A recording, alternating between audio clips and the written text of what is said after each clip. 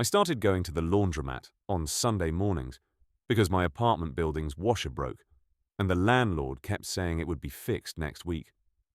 That was 3 months ago. The place was called Spin City, which I thought was trying way too hard, but it was clean and usually empty early on Sundays. I'm not a morning person, but I'd drag myself there around 9 because I could get my laundry done in peace without fighting for machines. That's where I first saw him. He was folding a blue sweater when I walked in that first Sunday, and I remember thinking he had really nice hands, which is a weird thing to notice about a stranger, but there it was. He was tall, maybe 6 foot, with dark hair that looked like he'd just run his fingers through it, and he wore these black-rimmed glasses that somehow made him look both smart and approachable. I loaded my whites into a machine and tried not to stare, but I kept glancing over while I sorted my colors. He caught me looking once and smiled. Just this small, friendly thing, and I felt my face get hot. I nodded back and immediately became very focused on my laundry detergent. The second Sunday, he was there again. Same time, same row of machines. He had a paperback book this time, and sat in one of those orange plastic chairs reading while his clothes washed. I recognized the book, something by Haruki Murakami, and almost said something but chickened out. Instead, I just did my laundry and left, but I thought about him more than I wanted to admit that week. By the third Sunday, I started to wonder if it was a coincidence.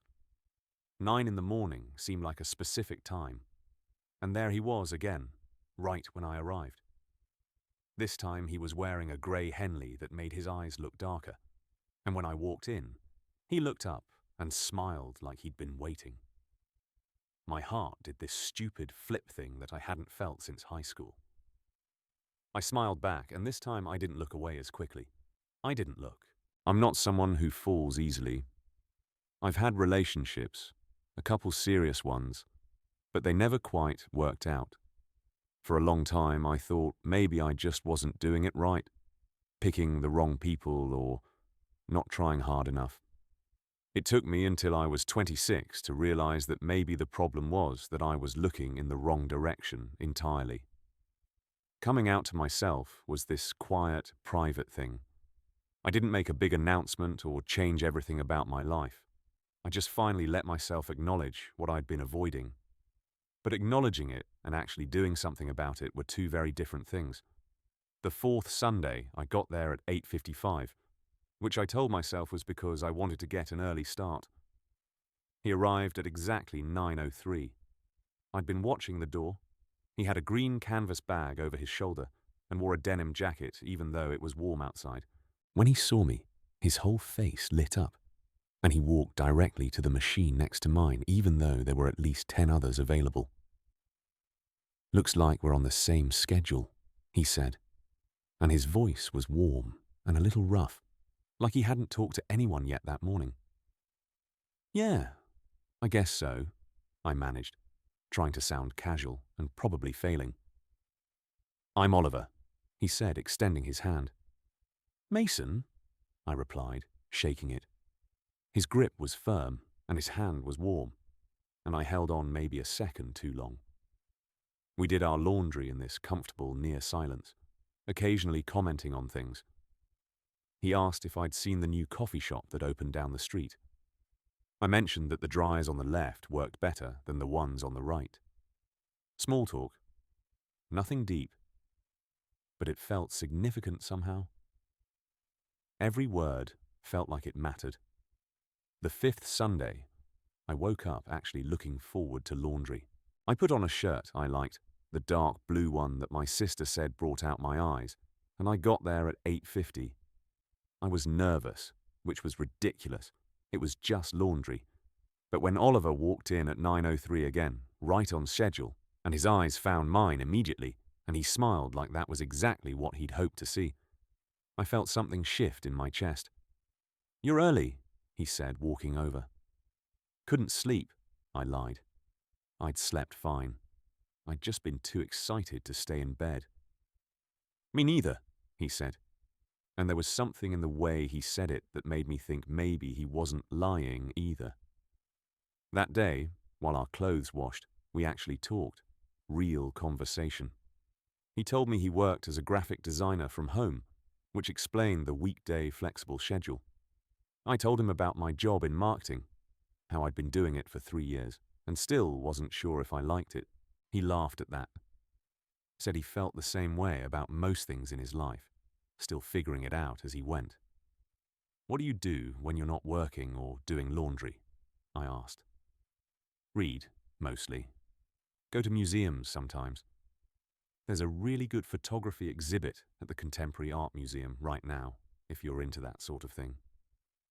He said it casually, but his eyes were watching me carefully. I haven't been to a museum in forever, I said. I should go more often.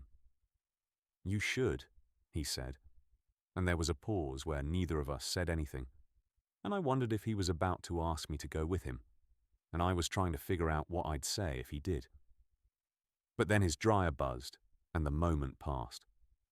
The 6th Sunday, it rained. I almost didn't go. Figured maybe he wouldn't show up in the rain. But I went anyway because the alternative was sitting in my apartment thinking about him, which I'd already been doing too much of.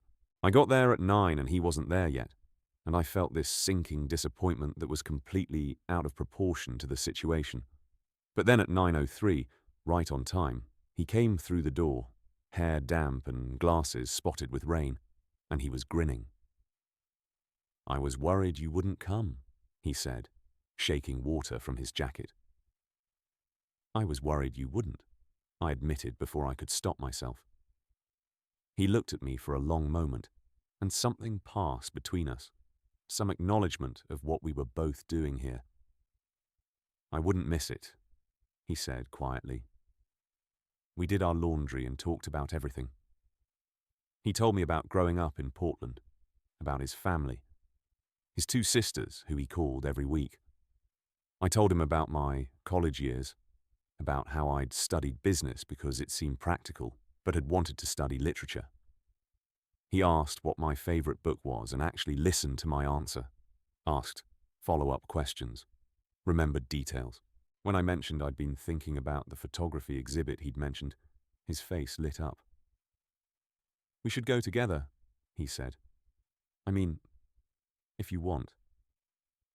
I've been wanting to see it again. I'd like that, I said, trying to keep my voice steady even though my pulse was racing. We exchanged numbers, and when I saved his contact in my phone, I stared at his name for a solid minute after he left, this stupid smile on my face. The 7th Sunday, I got there early again. I was folding my dry clothes when Oliver arrived, and he had this nervous energy about him that I hadn't seen before. He loaded his laundry quickly, and then came and sat next to me, closer than usual.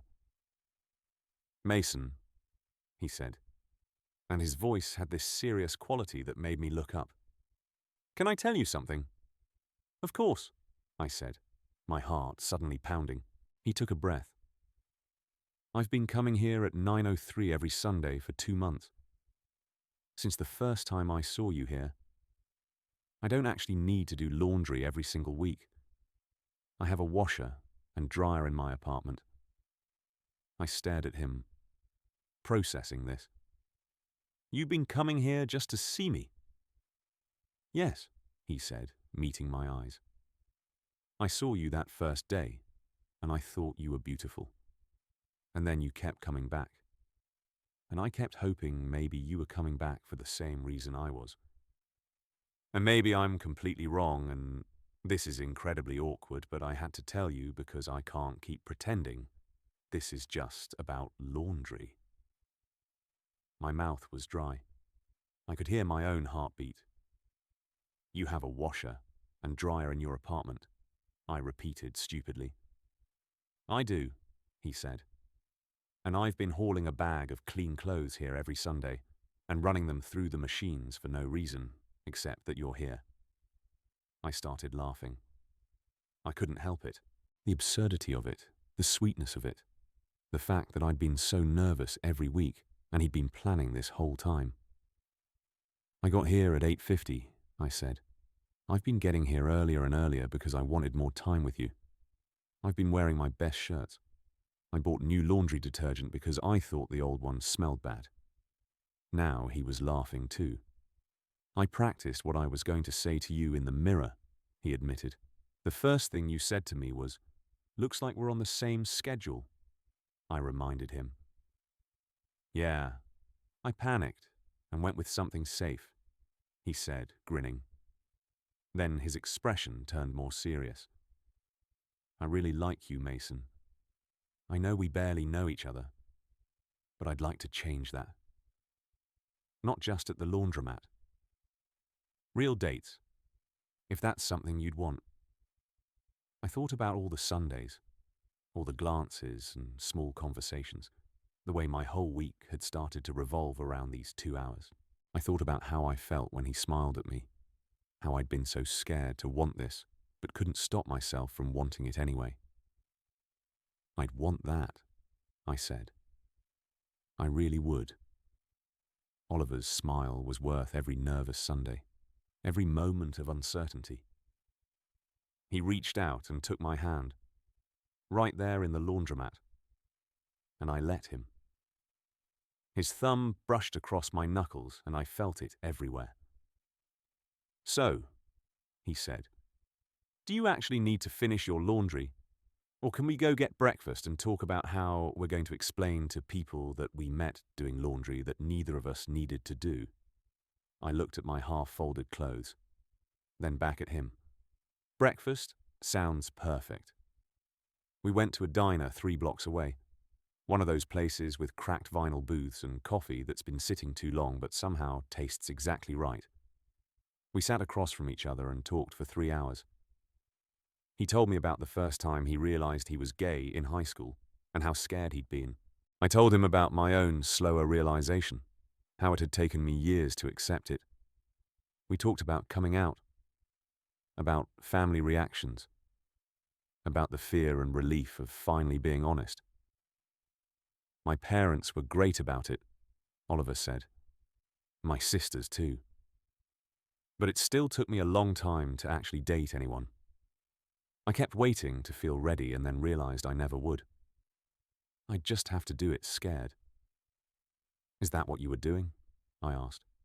At the laundromat. Doing it scared. Terrified, he admitted. Every single week. What about you? What made you keep coming back? I thought about it, trying to put it into words. You felt like a possibility, I finally said. Like maybe something good could happen if I was brave enough to let it. I wasn't sure I was brave enough, but I kept showing up anyway. I'm glad you did, he said softly. We went to the photography exhibit the following Saturday. Oliver picked me up at my apartment, and when I opened the door, he had flowers, just a small bunch of sunflowers, and he looked so nervous, giving them to me, that I kissed him on the cheek without thinking about it. His face flushed, and he smiled, and I felt like I was floating. The exhibit was beautiful. Black and white photographs of ordinary moments made extraordinary, and we walked through it slowly, standing close enough that our arms brushed. Oliver knew so much about photography, explained techniques and composition, but never in a way that felt like he was showing off. He was just sharing something he loved, and I loved watching him talk about it. Afterward, we got dinner at this Italian place he knew, and we split a bottle of wine and talked until they started putting chairs up on tables. When he walked me to my door, we stood in the hallway, and I didn't want the night to end. I had a really good time, I said. Me too, Oliver replied. He stepped closer, and I could smell his cologne, something clean and cedar. Can I kiss you? I nodded, not trusting my voice, and he leaned in slowly, giving me time to change my mind, but I didn't want to. When his lips met mine, soft and sure, everything else fell away.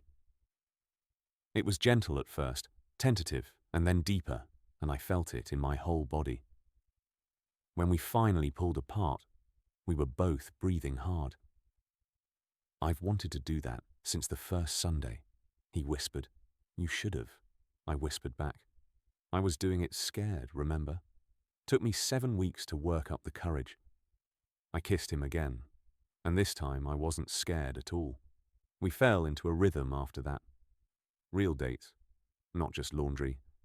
Movies and dinners and long walks through the city. He took me to bookstores and I took him to concerts. We learned each other slowly, carefully. I learned that he took his coffee black, that he was afraid of spiders but wouldn't kill them, that he called his mom every Sunday evening. He learned that I couldn't cook to save my life, that I had a scar on my knee from falling off a bike when I was 8, that I always read the ending of books first because I hated suspense. But we still went to the laundromat on Sundays. It became our thing, even though neither of us needed to be there.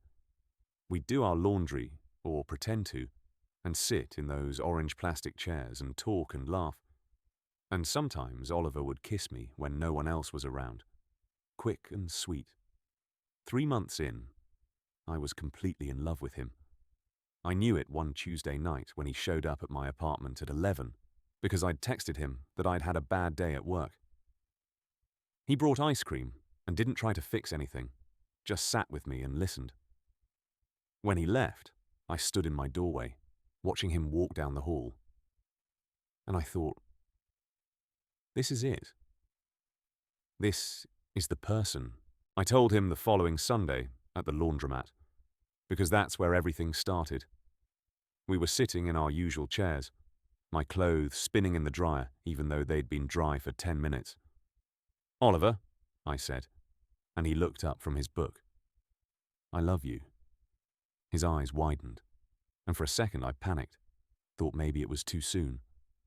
But then he was smiling, this huge, brilliant smile, and he said, "I love you too. I've been waiting to say it. I love you, Mason." He kissed me right there. Didn't care that there were other people around. And I kissed him back and felt like everything in my life had led to this moment. This person. This love that I'd been too scared to look for, but found anyway. Now it's been a year. My apartment building finally fixed the washer, and Oliver's place still has its own machines. But every Sunday morning at 9, we meet at Spin City with our bags of clean clothes. We run them through the machines for no reason at all, except that it's ours. This strange ritual that brought us together.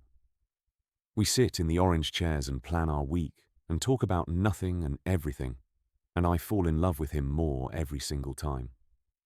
Sometimes I think about that first Sunday, how nervous I was, how I almost didn't notice him, how different my life would be if I'd chosen a different laundromat or a different time, or just decided to let my laundry pile up one more week. But I didn't. I showed up, and so did he. And we kept showing up until we couldn't pretend it was just about laundry anymore. Last Sunday, while I was folding a shirt I didn't need to wash, Oliver looked at me with this soft expression and said, "I'm really glad your washer broke." "Me too," I said, and I meant it with everything in me. Best broken appliance of my life. He laughed and kissed my temple, and I thought about how love finds you in the strangest places. In laundromats at 9 in the morning, in the space between dryer cycles, in the courage to keep showing up even when you're terrified, in someone who sees you and decides you're worth hauling clean clothes across town for, week after week, just for the chance to talk to you. I never expected to find this, but I'm so grateful I did.